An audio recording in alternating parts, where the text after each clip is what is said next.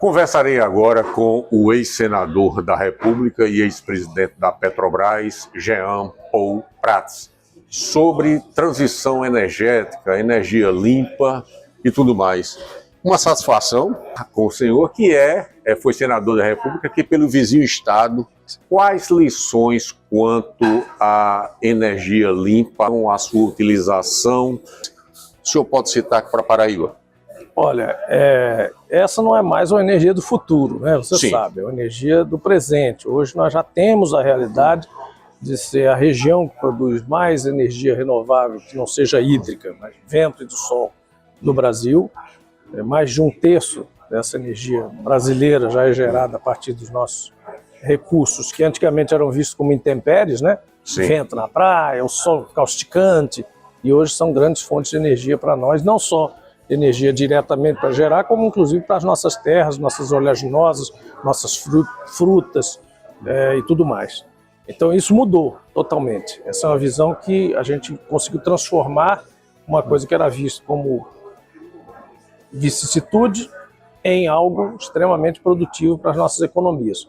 E essa realidade hoje está configurada claramente. Nós, no Rio Grande do Norte, nós temos mais de 10 gigawatts instalados, foram os primeiros parques, portanto foi o estado que basicamente abriu o caminho, né, e quebrou o gelo, várias dificuldades que a gente passou lá, a gente pôde passar o exemplo para estados como Piauí, a própria Bahia, que vieram depois, e agora a Paraíba, o próprio Ceará, que começou até antes do Rio Grande do Norte, mas depois foi ultrapassado na série de leilões que houve a partir de 2009, né? Portanto, na fase competitiva da eólica, não subsidiada diretamente, mas as lições que a gente tem hoje é de que nós, de fato, e é isso que eu tenho trazido aos fóruns do LIDE, principalmente aqui na nossa região do Nordeste e do Norte, chegou a nossa vez.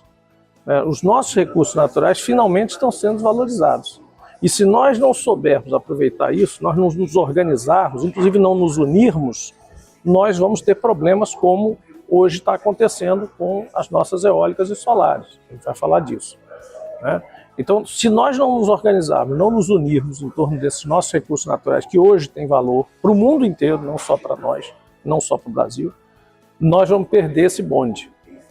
E nós temos outras coisas acontecendo por vir que vão exigir da gente essa inteligência. Por exemplo, a energia offshore, a energia do mar. Sim.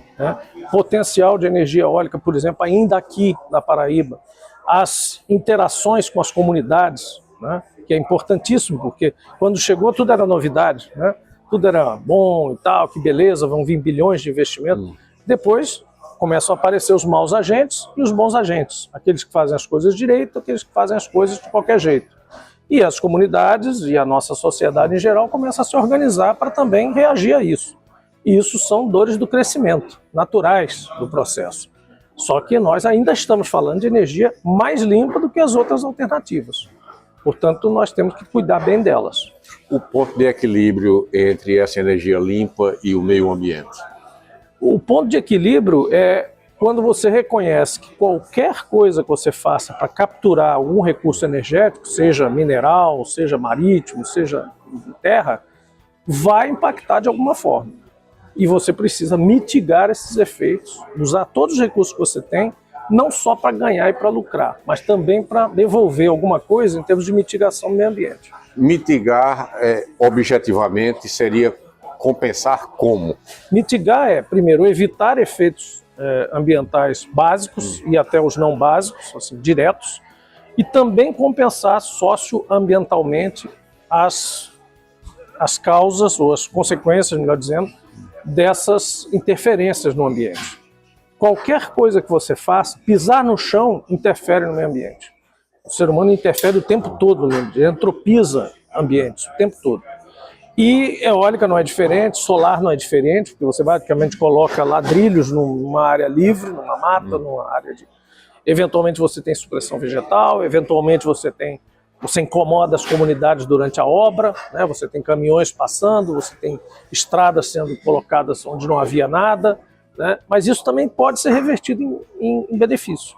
Então, muitas vezes, as coisas que são construídas para que essas obras ocorram, podem, se o processo for bem feito, reverter para acesso de melhor qualidade, reverter para recursos para a agricultura familiar, reverter para o uso melhor e mais produtivo das terras de assentamento, para a organização social dessas pessoas, para a qualidade de vida dessas pessoas.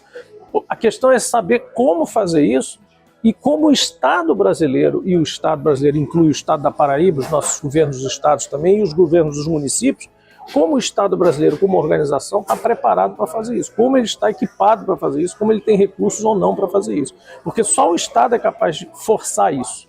Do contrário, se for tudo livre, o empreendedor vai fazer o que dá dinheiro para ele.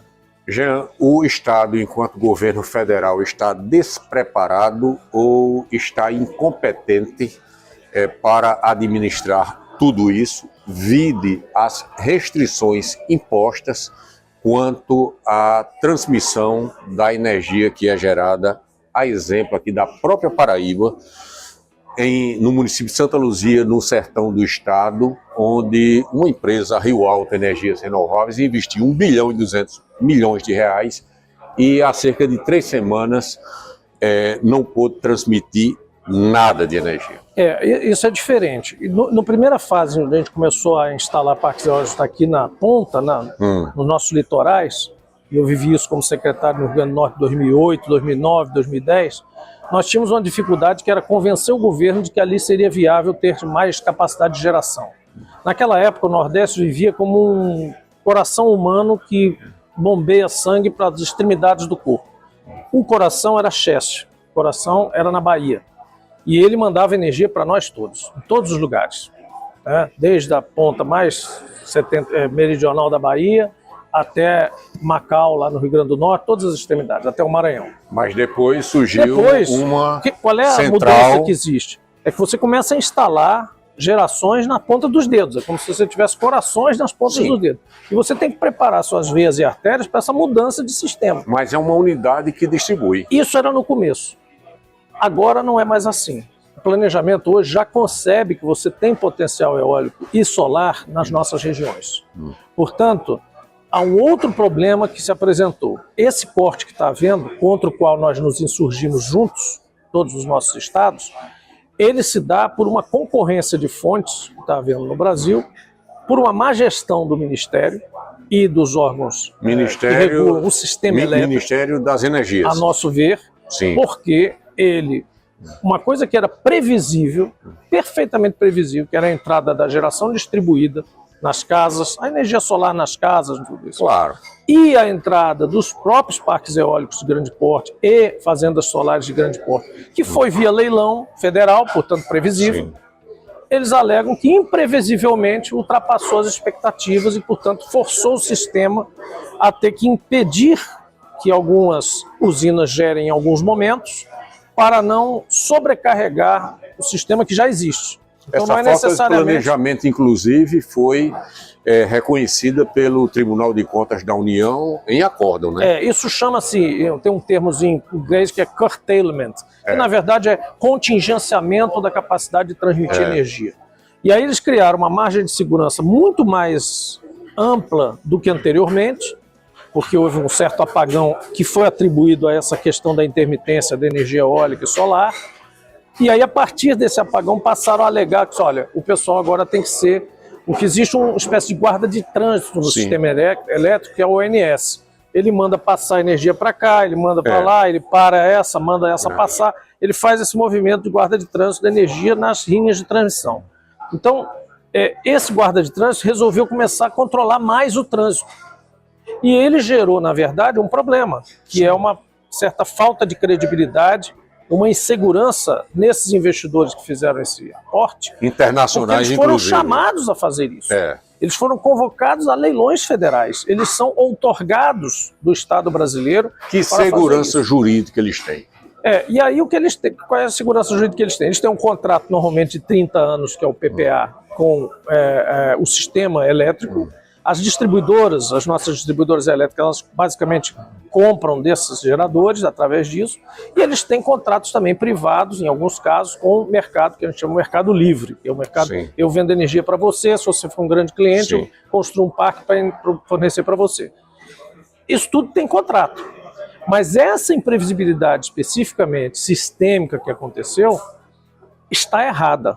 E aí é quando eu digo que a gente precisa se juntar para se defender. Está errada porque ela foi mal, porque não era previsível. Não houve previsibilidade nem planejamento. Agora, qual é a solução para isso? A solução é agora diminuir o curtailment, é discutir essa margem de erro, é discutir potenciais indenizações e é fazer o sistema funcionar direito, com mais previsibilidade, que alegadamente não existe, mas existe, Sim. Inclusive a da GD. Cada usina solar, em cada casa que é instalada hoje, tem um número lá na ANEEL, portanto é previsível, é previsível. Então essa situação ela vai ter que ser resolvida e tem que ser resolvida logo, porque muitos empreendimentos já estão em dúvida se vão existir e outros já estão colocando em dúvida a própria atratividade do mercado brasileiro para continuar. E é uma pena, para fechar, porque nós temos a energia mais acessível e mais eficiente do ponto de vista de sustentabilidade do mundo, nessa nossa região aqui, que eu chamo de Brasil Equatorial. Então, desde Pernambuco até o Amapá, esse pedaço que sempre foi esquecido e relegado, ele hoje tem potencial de oferecer ao mundo a maior quantidade de energia renovável, mais acessível, não só em termos de preço, quanto em termos físicos, para o sistema mundial. Mas nós temos que se organizar para isso. Aqui na Paraíba, há um ano, foi abortada a possibilidade da assinatura de um protocolo de intenções pelo governo estadual para implantação de uma usina de hidrogênio verde. O hidrogênio verde é uma das formas que você torna líquida a energia, não só financeiramente, como fisicamente. Então você permite exportar uma energia que foi gerada pelo vento para a Alemanha, na forma de hidrogênio líquido verde, né? Então hidrogênio verde.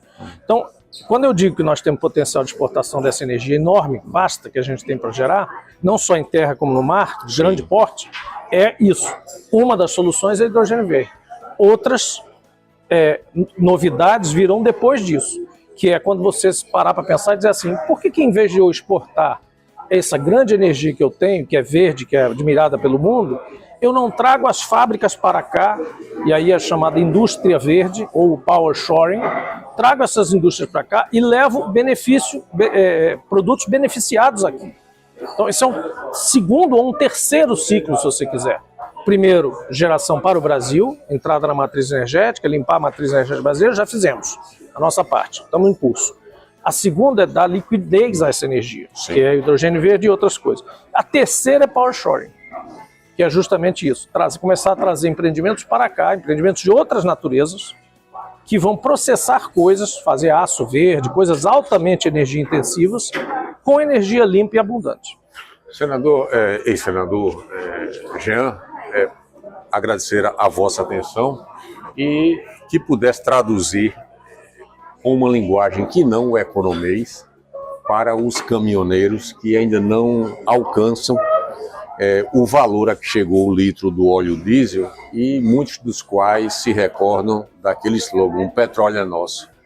Não, o petróleo é nosso mesmo. Nós temos petróleo para abastecer todas as nossas refinarias, toda a capacidade de refino que a gente tem no Brasil, portanto, em petróleo, que é aquela matéria-prima que gera os derivados, dentre os quais o diesel, mas em diesel, por conta da configuração das máquinas das refinarias, basicamente, nós temos déficit. Então nós importamos aí 20% a 25% do diesel que nós precisamos para o mercado. Em determinados pontos, normalmente aqui, para o meio norte para o norte, é onde há importação. O que está acontecendo hoje? A política que nós implementamos na Petrobras, com a orientação do programa de governo do presidente Lula, abrasileirou os preços. Essa expressão todos já ouviram, mas o que ela é? Não é se desgarrar do preço internacional e não é também subsidiar o combustível. É usar o fato de que nós temos refinarias brasileiras em território brasileiro e temos produção brasileira de petróleo a favor do Brasil. Isso está sendo feito hoje. O petróleo poderia estar variando diariamente, até semanalmente. Sim. Ele está estabilizado e ele vai sendo ajustado em patamares. Mas está estabilizado petróleo... por cima, né? Não. Ele teve estabilizado muito por baixo, muito tempo, quando teve alta no ano retrasado, ano de 23, nós tivemos um pico de alta muito grande, quase chegou a $100 barril, nós mantivemos. Depois compensamos, depois baixamos o preço. Agora, nesse momento, o petróleo está em baixa por conta da economia americana. Ontem teve uma alta leve, mas claro, o viés é de baixa, né? Então você vai ter uma hora dessa, você vai ter que ter uma redução de preço. Quando vai depender da equação da Petrobras, porque ela também tem que sustentar a sua rentabilidade, senão não tem investimento novo. Previsão para este ano, uma boa notícia para os caminhoneiros aí? Não, a previsão, assim, o petróleo é uma coisa estranha, né? Quando o mundo está feliz porque o preço está baixo, a empresa de petróleo está preocupada. E quando o mundo está preocupado que o preço está alto, a empresa de petróleo está lucrando. Então, a empresa de petróleo ela é meio assim mal vista nesse sentido, que ela meio que torce para uma coisa que ninguém quer. Mas hoje em dia, com o desaquecimento da economia em geral, em função das medidas de Trump, a questão da China, tudo isso que a gente não vai entrar em detalhe agora, a previsão é ficar entre 70, em torno dos $70 mesmo, que é um preço médio razoável. Portanto, não vai haver grandes oscilações para cima e talvez a gente tenha aí uma boa notícia em breve.